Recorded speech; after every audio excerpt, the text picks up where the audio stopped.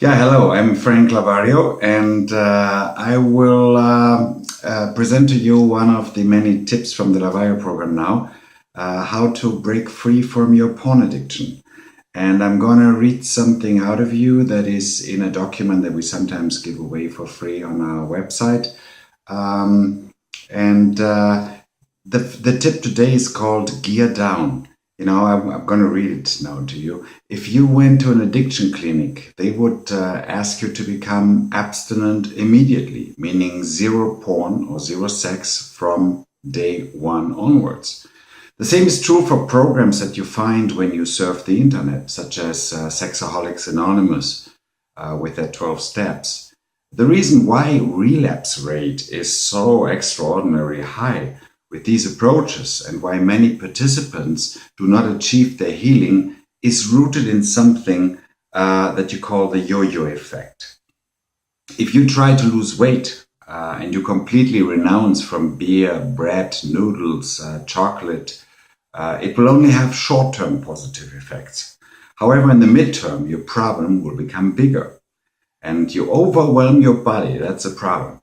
Your subconsciousness thinks that you take away something vital from your body, and more importantly, from your soul. In the short run, your soul will play along with it, but eventually it will fight back. The body has a program of preparing for the next situation of shortage. That means the body learns that there might come up situations in which it will not get fats anymore. The body then switches to fat storage and sets up reserves to be prepared for the next diet. This is a yo-yo effect. And this phenomenon is why so many radical diets fail and usually you end up putting weight instead of losing it. And this is similar to the traditional porn addiction therapies. The permanent relapse rate is between 50 and 70%. Our Lavario method pursues a completely different approach. You must learn how to deal with your addiction and reduce it gradually instead of suppressing it to zero within 24 hours, because that will not work. Look at other addictions. In many countries, heroin addicts get, first of all, methadone in order to adjust the body to not getting drugs anymore. Otherwise, they would go in shock and possibly die. For smokers, there are substitute products and nicotine plasters. In your brain, there's something that scientists call addiction memory. Now, that is important. Addiction memory means that the nerve cells in your brain are connected in a way that for any typical problem in your life, for example, boredom, tension, emotional distress, emptiness, need for affection, self-hatred, and so on, that for a typical problem there's a defined solution. And that solution for you is probably masturbation while surfing porn sites on the internet. This idea has become strongly established over the years. When you're in a certain situation and there's a certain trigger, you immediately find the solution, which is porn and sex. The brain does not consider the difference between short-term satisfaction and long-term damage. For example, feeling ashamed, being dependent, cheating on your partner and losing the partner, spending too much money for short-term pleasure, AIDS, and so on. Instead, the brain has learned something else. The brain has learned the direct connection between the problems and the solution. These nerve cells are connected like a chain. Some learning processes will be stored forever. You will never forget how to ride a bicycle or how to swim.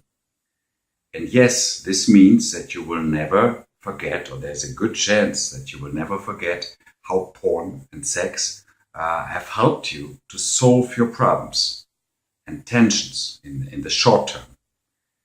Now, your job is to gradually offer your brain new solutions on how to achieve the same results. The key word here is gradually.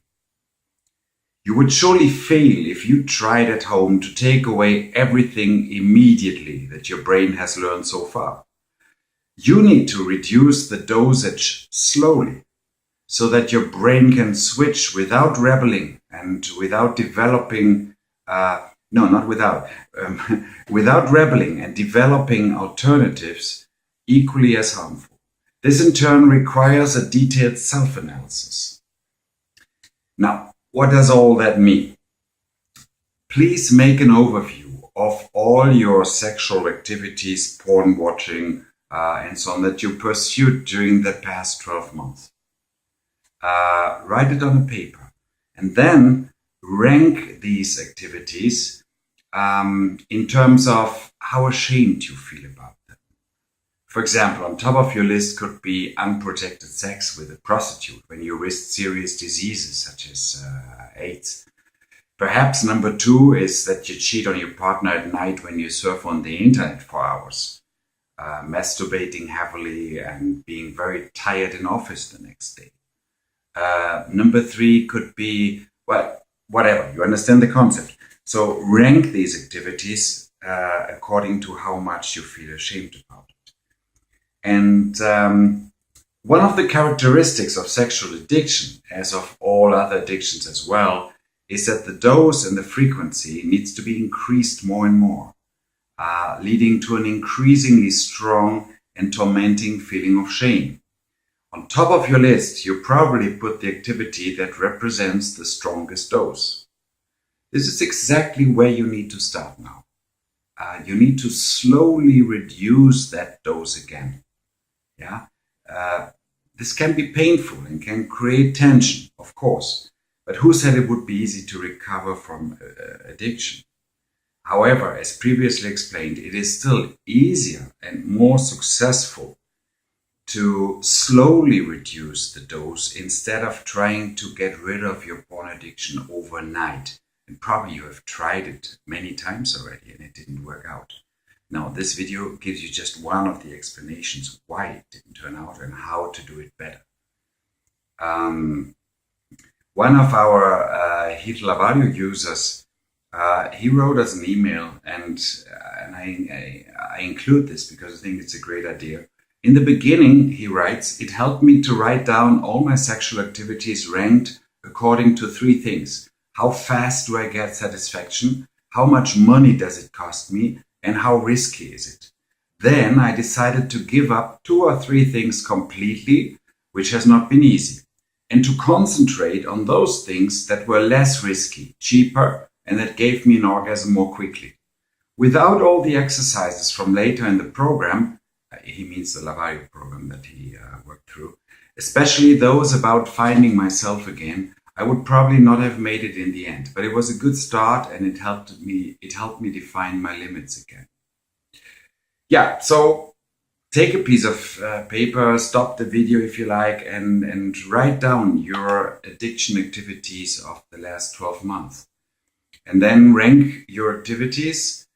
And every time that you suffer from cravings, and when you dream of whatever you dream of, but whenever you dream of something from your list, let's put it this way, when you dream of something that you wrote down before, that you have experienced before, and that you're ashamed of, then please replace this dream by an activity that you placed lower on the list, that made you less ashamed.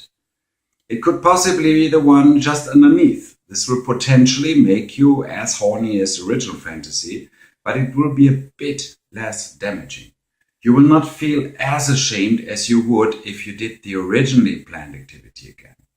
On top of it, you will enjoy a feeling of success for having slightly reduced your dose and still having had an orgasm. Another situation in which you might use this idea, this tip, is to gear down within the planned activity.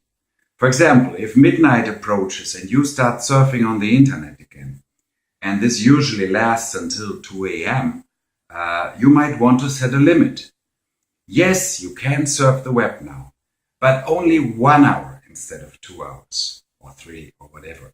You concentrate a little bit, show some discipline, surf with more sense of purpose, and go to bed at 1 a.m. The next day, you are more relaxed, and instead of shame, you may feel proud and satisfied about having made a small step forward the night before. You get the idea. I think it's pretty obvious that that is more successful than trying to take everything away from immediately onwards. But be aware, fighting an addiction is a long journey. Reaching the peak right away is not feasible, and trying it would discourage you immediately after a few days.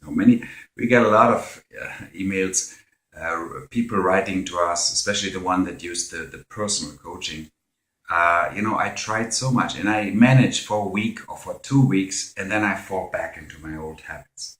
And this has to do with the addiction memory. So it's a long journey. Reaching the peak right away is not feasible, and trying it would discourage you immediately. That's what I said before. Relapse would surely occur in this instance. In the full Lavario program, we explain in great length how you need to deal with relapses and how to make sure they do not discourage you. Many exercises will help you become an expert in this and become strong enough to resist. But that is for those of you who work through the program. The trick is to divide the path to freedom into many very small steps until you can walk the path. The first very small step, you can do it, and then the second one, and then the third one, all tiny little steps, and suddenly you reach your target. Again, this is very different from what most therapies try to do with you. And then look at the relapse rate. In most therapies, the steps are way too big, or they ask you to be abstinent from day one onwards. What is important in this Lavario free tip that I give you is that you do not try to fight against your addiction, but to make moves within your addiction, slightly reducing the dose every day. Otherwise, you would face strong opposition from your soul and from your brain. Remember the addiction memory.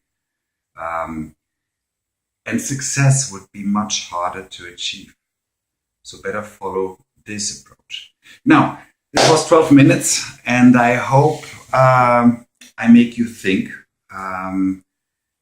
because you should. Because 95% of you used the wrong approach so far, and that's why you probably watched this video.